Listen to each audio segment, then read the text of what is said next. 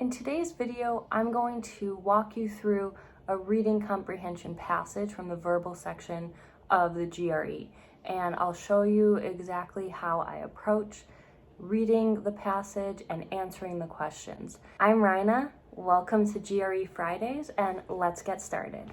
Let's read it together and we'll break down each sentence as we go. In early 20th century England, it was fashionable to claim that only a completely new style of writing could address a world undergoing unprecedented transformation, just as one literary critic recently claimed that only the new aesthetic of exploratory excess can address a world undergoing, well, you know.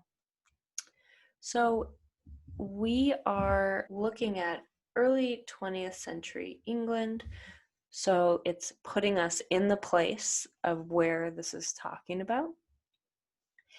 And by saying it was fashionable to claim, the idea is that what people liked to say is that people liked to say that a new style of writing was necessary. So people like to say, we need a new style.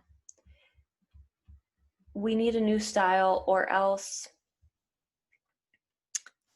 any old style couldn't possibly deal with a situation like what we're going through now. And then we get this part after the dash.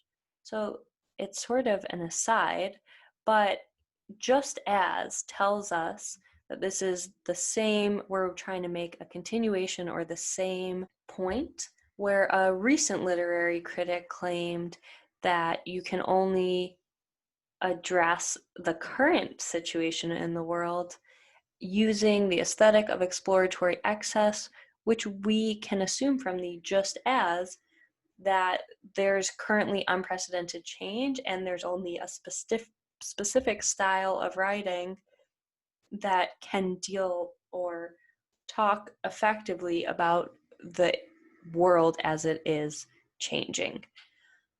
So maybe I'll add, to address change here. And let's move to the second sentence. Yet in early 20th century England, T.S. Eliot, a man fascinated by the presence of the past, wrote the most innovative poetry of his time. And this word yet makes it really clear that though we have the introduction, this first sentence claiming an idea that we need a new style of writing in order to address change, yet shows us that there's a shift and we're kind of disagreeing with what came before. And T.S. Eliot, in fact, used the past to write innovative poetry. So I'm going to just write T.S. Eliot did the opposite. And we can even say innovative.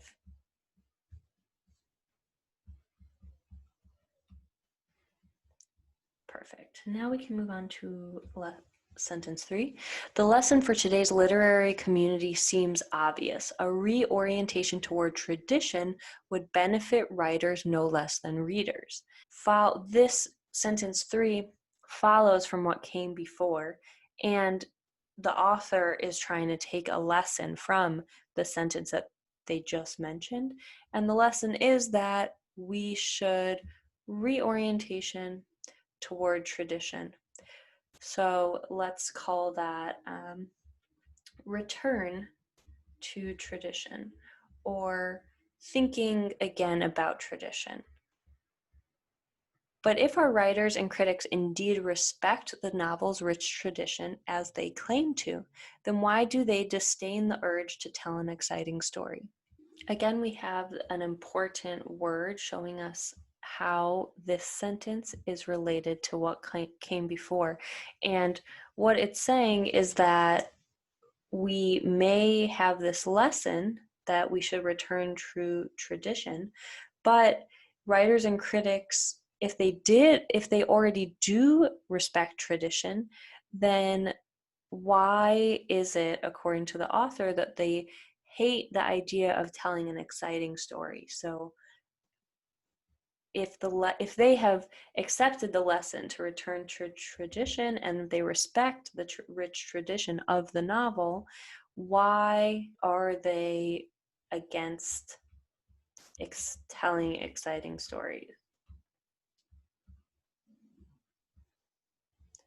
An exciting story. Our first question. The author of the passage suggests that present-day readers would particularly benefit from which of the following changes on the part of present-day writers and critics? So the question is saying,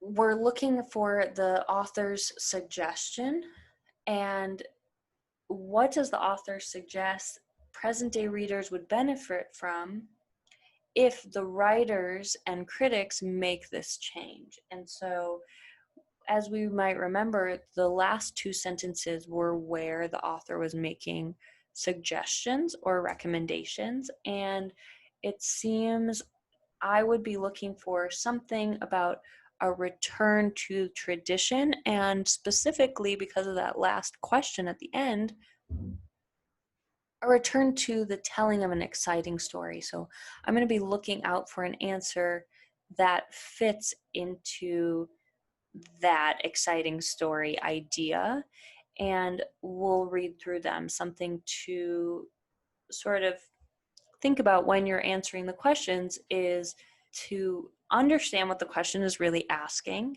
and try to think of what the answer is or where you can find the answer in the passage before you even look at the answer choices. So when we come to these answer choices, we're going to already have a lot of ideas about what we're looking for.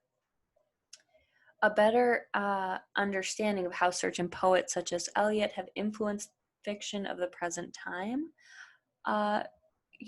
Perhaps this is related to the passage, but I don't think this is the answer because we are looking for more exciting stories. D, a greater recognition of how the tradition of the novel has changed over time. Again, that is not what the author suggests.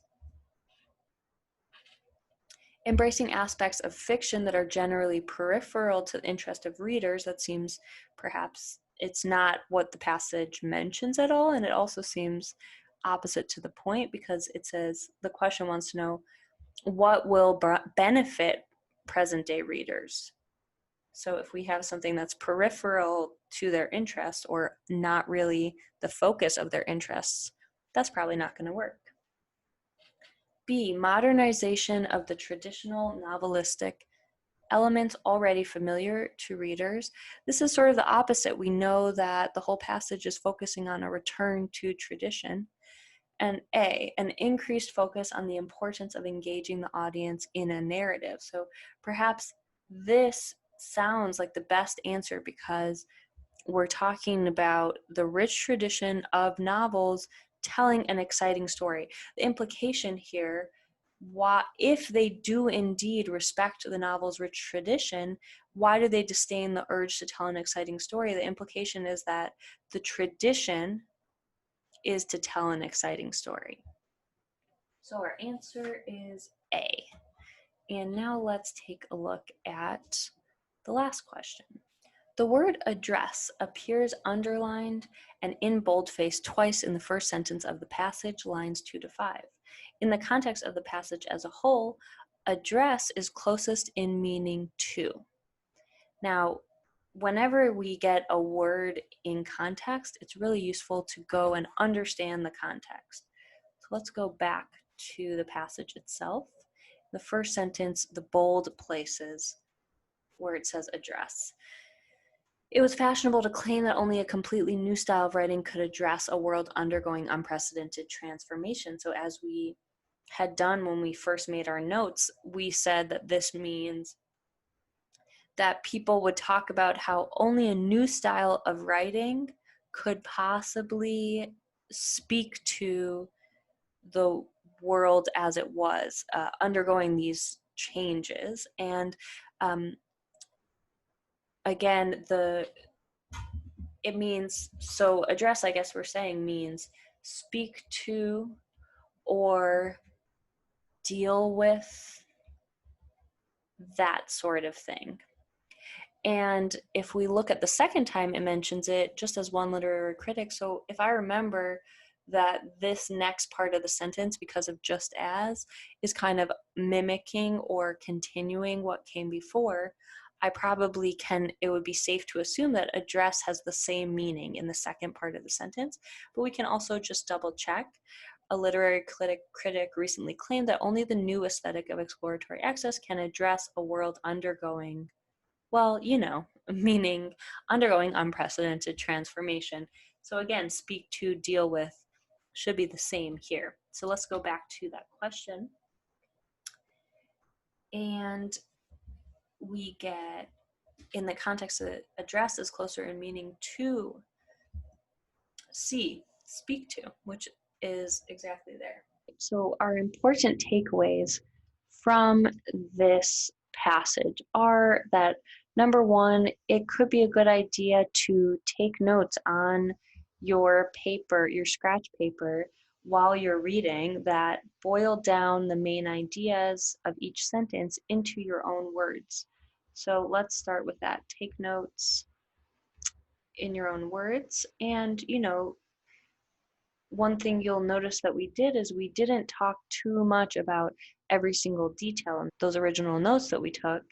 And so that's definitely important. We don't want to go into a ton of detail or just repeat everything that's in the passage. You kind of want to boil it down to the most important things and pay attention to words that show us the structure of the essay, and pay attention to structure words. And these are things like just as, yet, but. Right? They explain how what came before relates to what is coming after. And finally, when it comes to the questions, we want to try to answer the question in your head first, and then look for the answer that matches in the answer choices.